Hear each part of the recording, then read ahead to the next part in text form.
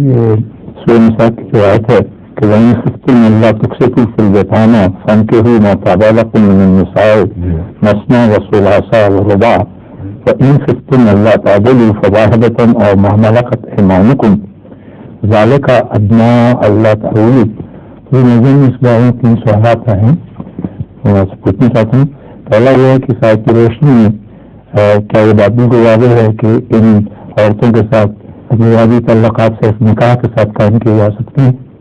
ان عورتوں کے ساتھ یہ جو ما ملکت ایمانکم وہ پڑھنے کی بات ان خفتم الا تقسطوا فی اليتامى، ٹھیک ہے، فانكحوا ما طاب لكم من النساء مثنى وثلاث ورباع، بالکل.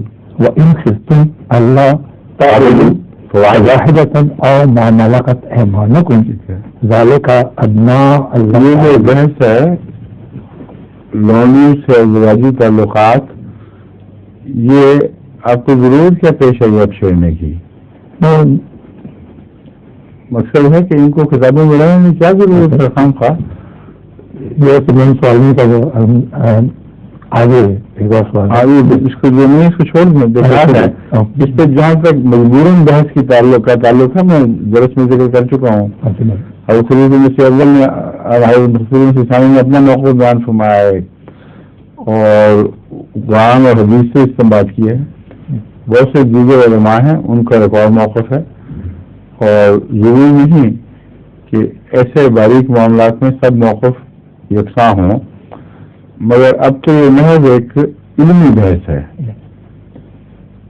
جب ایسا دور ہوگا کہ جنگوں میں مسلمانوں سے مخالف قومیں ان کی عورتوں کو لونڈیاں بنائیں اور ان سے یہ سلوک کریں تو پھر جوابی کارروائی کے طور پر ہمیں سلوک کرنا ہوگا. ورنہ اگر ہم نے اس کے بغیر ان کی عورتوں سے یہ سلوک کیا تو یہ دعوت دیں گے کہ اچھا اب تو مسلمان قیدیوں سے بھی یہی سلوک کرو. اس لیے یہ مشہور چیزیں ہوا کرتی ہیں، ان کے اندر ایک عمومی لاجک ہے. سمجھے؟ اگلا سوال کیا ہے؟ ظہور مہدی آخر زمان